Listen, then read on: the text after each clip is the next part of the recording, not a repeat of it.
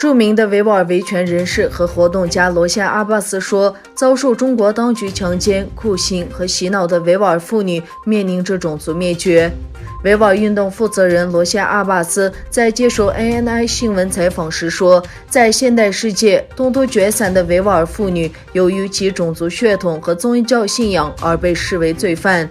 由于其生殖能力，他们被视为对中国国家的威胁。罗夏阿巴斯继续说，与此同时，妇女由于拒绝与无神论者的婚姻而被视为激进穆斯林，他们被迫与汉族男人结婚。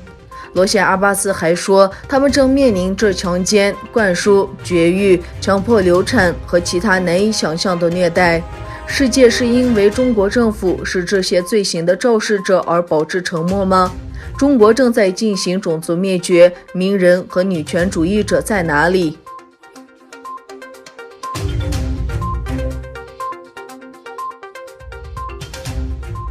？7月31日，美国财政部外国资产管理办公室对涉嫌侵犯维吾尔人人权的一个中国机构以及2名领导人实施制裁。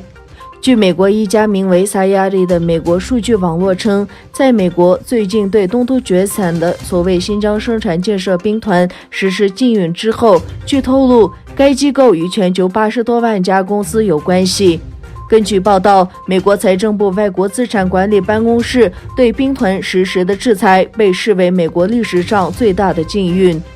根据商业数据网络的数据，所谓新疆生产建设兵团据称与美国、德国、英国和威尔金群岛等147个国家和地区的86万2600家大小公司建立了联系。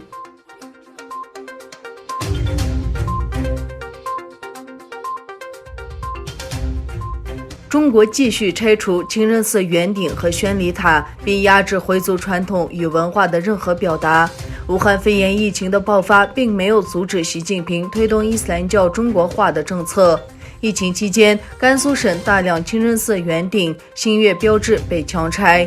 平凉市空洞区是其中遭破坏比较严重的地区之一。2020年3月下旬，空洞区共有17所清真寺的伊斯兰教标志被拆毁。今年5月，空洞区东郊清真大寺的圆顶被拆除。一位八旬回民老人对韩东说，政府说圆顶是仿效外国的样式建的，必须要拆。去年就一直动员拆，今年就来硬的，直接强拆。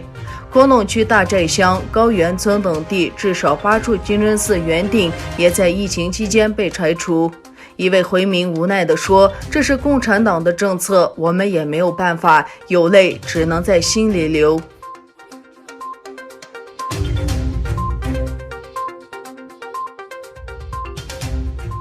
美国总统特朗普说，拜登若当选，中国将拥有美国，美国人还不得不学习中文。当地时间8月11日，特朗普在接受美国保守派电台采访时说出了这番言论。特朗普认为，如果乔拜登赢下大选，中国将取代美国成为全球超级大国，并迫使美国人学习说汉语。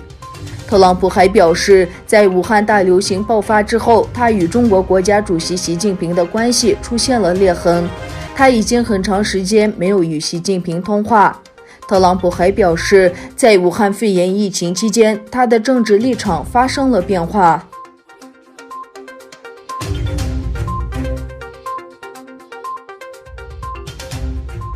俄罗斯总统普京8月11日星期二宣布，俄罗斯已经完成了全球第一款武汉疫苗，可以帮助人体持久免疫。普京在一场视频会议上公布了这一消息，称今天早上全球第一个抗武汉病毒的疫苗成功注册，它有着充分的效力，可产生持久的免疫力。普京还补充说，由俄罗斯卫生部下属加马利亚流行病与微生物学国家研究中心研制的疫苗被证明是有效，并且可以使人形成持续的免疫力。他说，我想重申，疫苗已经通过了所有必要的检测，最重要的是确保疫苗的安全和有效。美国卫生部长阿扎尔表示，疫苗的重点不是抢第一，重点在让美国人民与全世界人民拥有安全又有效的疫苗。